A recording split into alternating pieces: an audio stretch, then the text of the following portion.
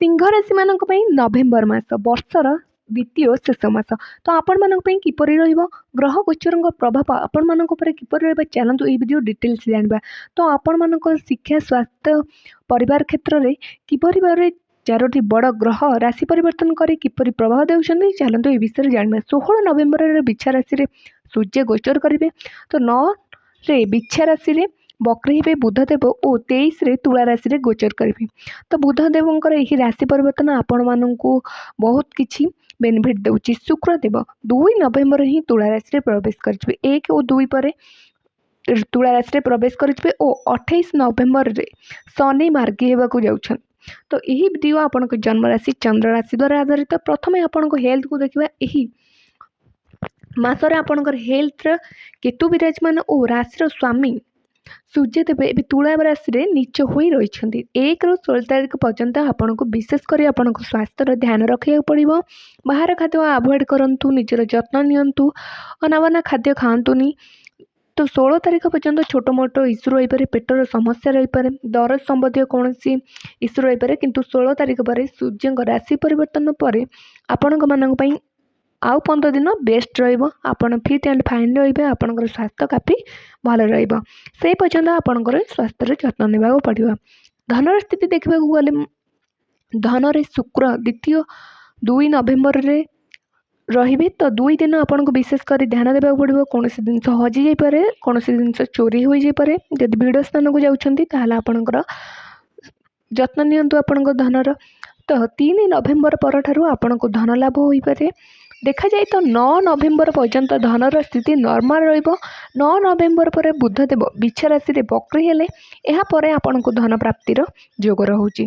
क्रय विक्रय रू लाभ हेबो। प्रॉपर्टी संबंधी धन लाभ आपन को होई पारे।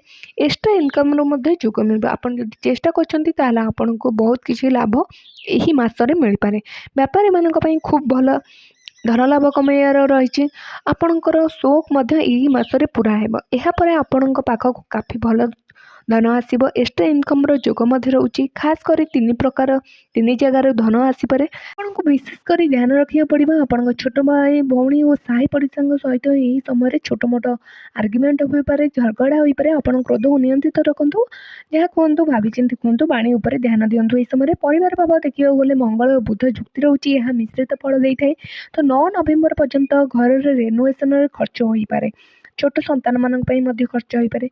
तो चतुर्थ रे आपण 2 जन रहिछन्ती जेहेतु गोटे स्थान चतुर्थ भाव में, तो खर्च मध्य आपणकर घर काम होई पारे। तो बिक्री यही समय आपणकर बढ़ी पारे। 9 ରୁ 30 नवेम्बर परिवार स्थिति नॉर्मल रहिबो। आपण मानकर घर समस्या दूर हेबो। इस समय 23 नवेम्बर को तुला राशि रे बुध प्रवेश करिजिबे। तो एठारे आपणक स्थान परिवर्तन मध्य होई पारे।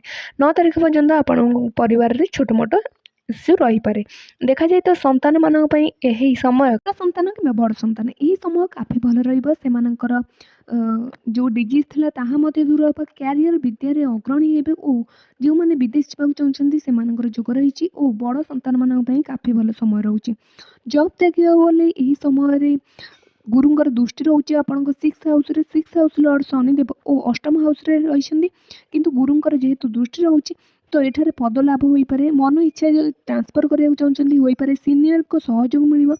एही समय आपनको पावर बढ़िबो। विपरीत राजयोग क्रिएट होउछि आपनकर जनरल पेटिशन रे। तो आपण मानक पई काफी भल समय रहउछि।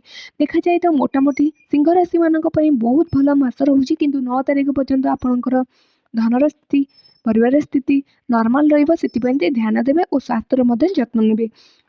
आपनक जीवन सुखमय हो। जगन्नाथ एति प्रार्थना। नुआ आसले लाइक शेयर सब्सक्राइब करे को चैनल को बिल्कुल भूलियोनी।